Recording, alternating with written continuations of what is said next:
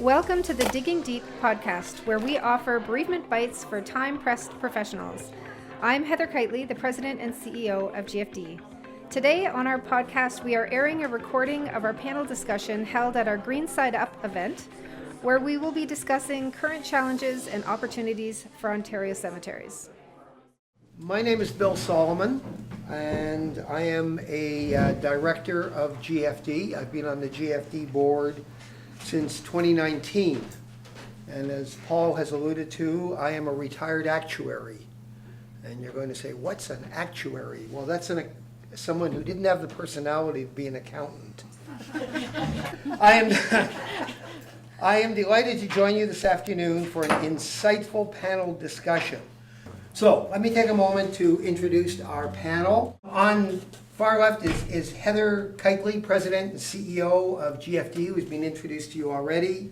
It says here, panelist number 2 is Meghan Henning, but I think that's Paul Taylor. And thirdly is Meghan Henning, who is General Manager of Lakefield Cemetery. Okay, so I have a number of questions that have been given to me to ask the panelists. And the very first question involved some demographic categories, which I must admit I was not familiar with in terms of how distinct they were. And it was talking about Canadians who were millennials, Gen Xers, and baby boomers. Now I'm sure we've all heard those terms, but we may not be sure who they are. So let me refresh you. I'm a baby boomer. Well, not quite. I cheat by about 6 months. But baby boomers are people born between the years 1946 and 1964. I was born in 1945, which makes me part of what is called the silent generation. But anybody who knows me would never put me in the category of silent generation. So baby boomers were born post-war. They are the largest cohort of people in the country. So the baby boomers, if you look at a graph, are just huge blip up and then it normalizes again. And I think, Mr. Taylor, you may be part of that group as well. I'm at the other end of the scale. Yeah. Yes. Next are the Gen Xers. Gen Xers are people born from 1965 to 1980. So that would be, I guess, a large part of the group that's here today. The next group are called the Millennials, or sometimes called the Gen Yers, born 1981 to 1995. There's good representation here. They would be generally the children of the baby boomers. And we call them Gen Zs, but I guess Gen Z doesn't work quite as well. 1997 to 2012. And there's a new cohort now that are called Gen Alpha. I guess we got tired using the English alphabet, so we're now using the Greek alphabet, and those are people born from 2012 onward. Now these are groups of people that people who do studies try to lump together as if they're all the same. I have 3 daughters, all of whom are millennials, and they're all very different. But for statistical purposes, they all get lumped together for their attitudes. 70% of Canadians in the millennial, Gen X, and baby boomer group, so that is basically people born before 1996, prefer cremation over traditional burial. How does this affect cemeteries going forward, given that attitudes towards burial versus cremation is definitely changing? Start with Meghan. Okay. Start with Meghan. Obviously, we're all cemeterians in the room. We're all seeing the struggle of, lack of income because people aren't buying lots. People aren't necessarily even using cemeteries. So we're seeing that huge struggle right now with cremation, and we're having to be a lot more creative and getting people into the door kind of to buy lots, to buy niches, to buy whatever we have to sell them, basically. I do think, however, in the future, that might change. People might go back to burial. I think we're seeing changes in the demographics themselves. I always find that kids like to do the opposite of what their parents do. So it might be a really great thing for, the boomers and Gen X to prefer cremation, but I don't know if that's always going to be the case. A lot of millennials, especially Gen Z, are more concerned about their environmental impact. And right now, with cremation, people are using a lot of fossil fuels. They're potentially releasing pollutants into the environment, definitely carbon dioxide, and they're going to be looking for more environmentally friendly options. And we could see them move back towards burial or embracing things like green burial.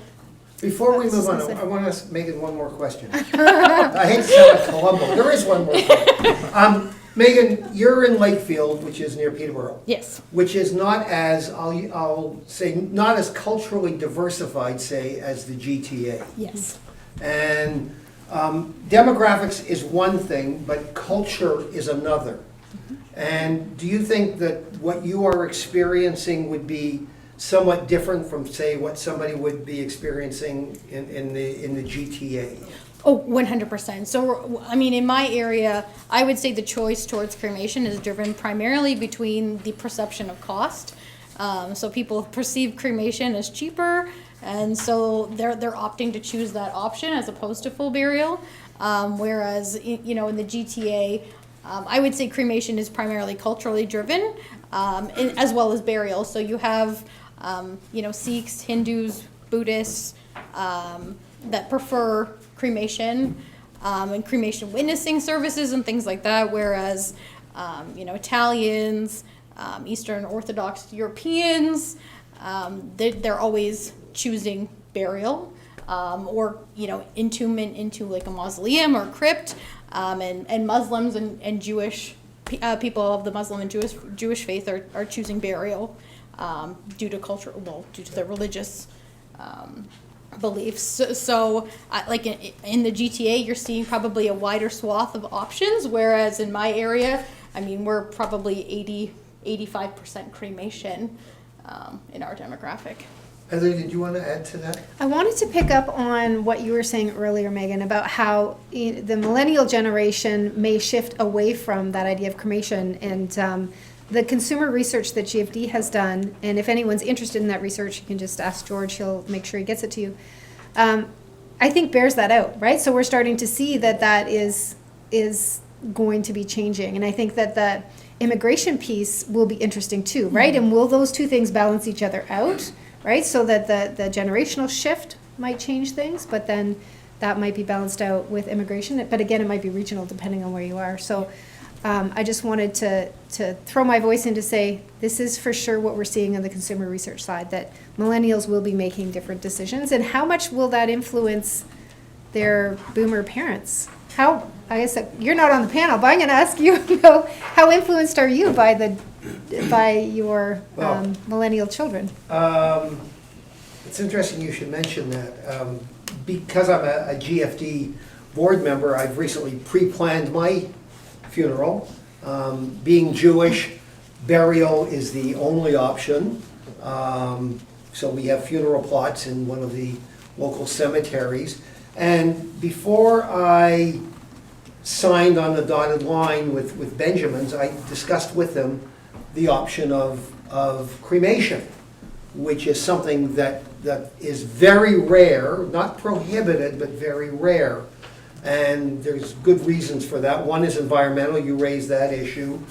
And the other is thinking back to the Holocaust, where 6 million Jews were incinerated in Europe. And they're saying, do you want to be part of that group? And so we obviously decided on burial. I always remember back when you ask a question like that and about what you're going to do about cremation, we all are affected by cremation. Some are affected positively, some are affected negatively, some are affected, they think it's negative, they turn it into a positive. And it reminds me of one time sitting in New York City at a Cremation Association of North America meeting, big meeting in the city. And there was a guy up there talking in the front. He was talking about cremation, how this is going to affect it. You're going to have to learn how to live with it. You're going to have to do this. And he's talking to a group of Americans, like 200-300 Americans. And all of a sudden at the end, I was almost falling asleep during his presentation, but because it wasn't anything to relate to us in Canada. And at the very end, he said something that woke me up. And he says, if you want to know more about cremation, what I suggest is there's 3 people from Canada in this conference here. Search them out and talk to them about how they're dealing with cremation in Canada, because we were doing it right. And I always remember that. It was about 20 years ago. I just always remember we're doing it right. So I think every cemetery, when it comes to the millennials, I look at them, they're still young. Like I'm a baby boomer. They're still young. And I know when I first started thinking about burials and that, when I was going to funerals, everybody's full-size burials. And then all of a sudden I ended up getting a crematorium for the cemetery. And I started looking at cremation, saying cremation isn't so bad. Now I'm retired from the cemetery, and I think I'm going to change my religion to Jewish and become a full-size burial and be buried next to Bill. I think that's a kind of a nice idea. Spending eternity next to Paul.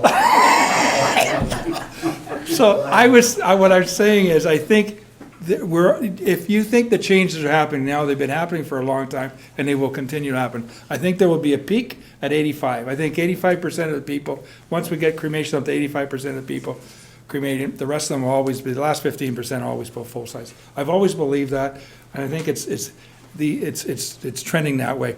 Another thing I was taught in the early days, if you want to know what's happening in cremation, look at BC, because whatever's happening in BC, it's going to roll out to the east and get to Ontario eventually, because we follow their lead when it comes to funerals and to burials and things like that.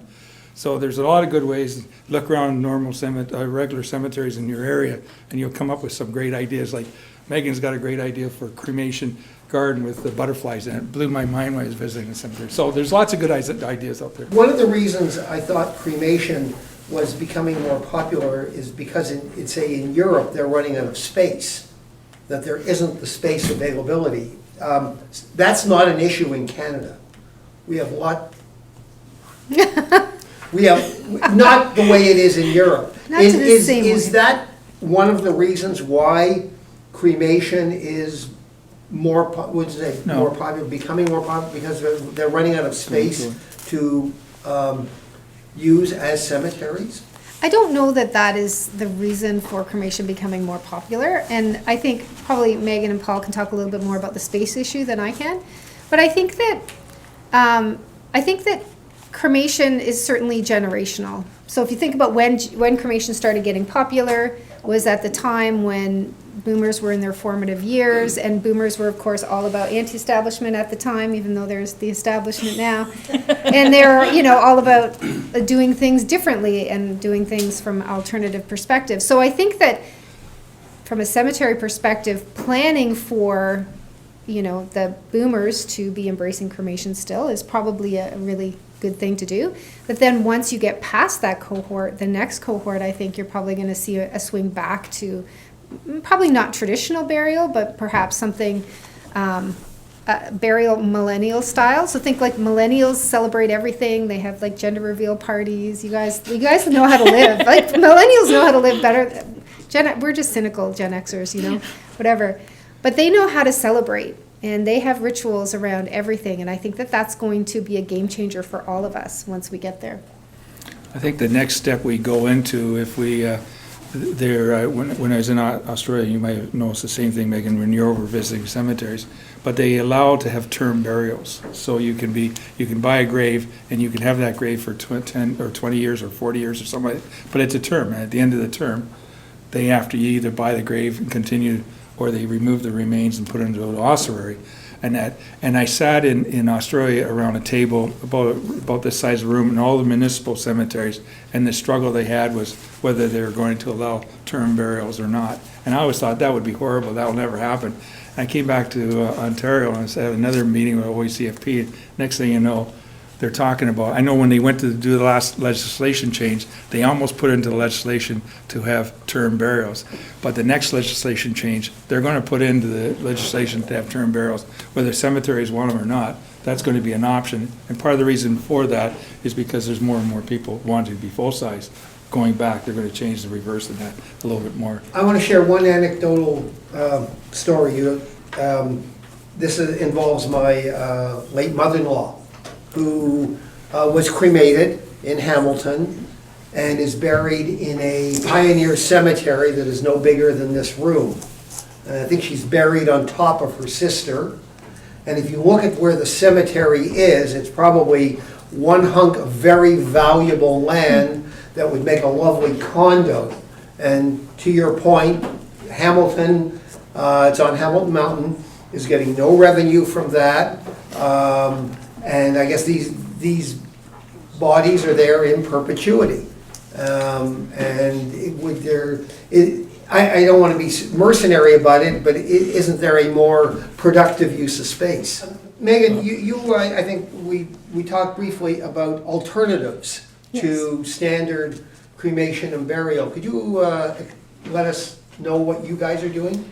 Well, I mean, we also have like scattering gardens at our cemetery. We're looking at developing a portion of land for green burial. So becoming kind of a hybrid cemetery situation where we have a certain area that we're using for green burial. So we would be using that land with the idea of limiting the types of containers that can go into the ground, whether it be just shroud or wicker, and then also looking at ways to rehabilitate the land so it's not a continuous, we're cutting the grass every day. We're looking after monuments and things like that. It would be, a meadow or a wooded lot kind of area, so that we're looking at rehabilitating and using the land more in a natural way with some form of communal memorialization. Is this something that's fairly common, or are you on the leading edge? I'm definitely not on the leading edge. There are plenty of other cemeteries that are light years ahead of me for sure when it comes to green burial. A lot of cemeteries are starting to embrace the green burial concept. I don't know. I think there's very few cemeteries that are completely 100% green burial cemeteries at this point.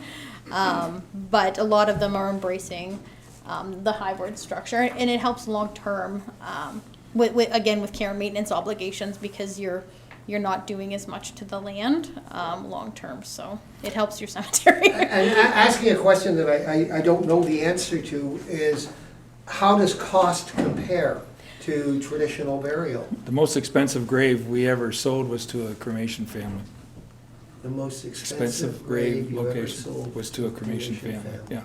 So it doesn't really have an effect. It doesn't. If you price it right, if you price things properly, it won't have an effect. The cremation grave is going to, a smaller grave, let's say a grave, you can get three cremation graves if you're doing in-ground cremation graves. You get three on a single grave, 700 graves on an acre. Well, that just makes that acre now worth 2,100 burials when it comes to cremation. So you'll be able to spread your land out longer. You'll be able to use your land longer. So the downside of cremation might be a little bit of income change. You'll have to price it properly so you get enough to cover the maintenance of your cemetery. But then on the long term, you're going to be able to sell more land. You're going to be able to sell, instead of 700 graves, you'll be able to sell 2,100 graves. Things like that in the future that will help off. And a grave today costs one price. A grave 20 years from down in the future is going to cost a whole lot more. It's going to keep going up with inflation. So your graves are always going to be more popular or becoming more expensive. I can think of a cemetery in Toronto that's limited how many graves they have, and they only allow, let's say, 100 graves a year to be sold. And they sell at one price, and they don't want any more than that to be sold. Everybody wants in there, but they sell 100 because they know next year they can increase the price, get more than inflation for it, and sell another 100. And then the year after that, they can sell another 100. So they've spread it out to try to make as much as they possibly can for the cemetery and make the cemetery last as long with an income. So there's different ways. That's someone thinking outside of the box. There are different ways to generate the income that you require, but it's important to know what's the income you do require. So you need to know your expenses. You need to know all the things that come, all the pieces of the puzzle that come up to the expense of the operating your cemetery for a year and annually. And you need to that's your target of what you want to get, whether it's your care and maintenance fund, doing changes with the care and maintenance fund to generate more, whether it's charging a little bit more for your graves, charging a little bit more for your opening and closing. All these prices can be justified if your expenses are that high. So it's not as if you're price gouging anything. You need those kinds of funds to be able to generate revenue into the next generation. For the millennials, because they're going to be a while coming, so we want to make sure there's enough property for them. You want to turn on your side so you get a word in edgewise after? Certainly, I don't have anything to add to that when it comes to revenue generation for cemeteries. This is for sure. The two folks beside me have tons of expertise there. I think just to go back to the idea of space and a shortage of space, would you say, I know both of you have been involved in many discussions on this on the regulatory side, is that a GTA issue? That where there's challenges with space, or is it something else that's going on? We're now in our 2 seconds. We have a right next to us. We had a field right next to us. They're putting in condos right now in that. So we used to be, when we moved out there in 1854, we were outside the city of Guelph, and now we're surrounded. I was. I came a week later. I just missed it by that much.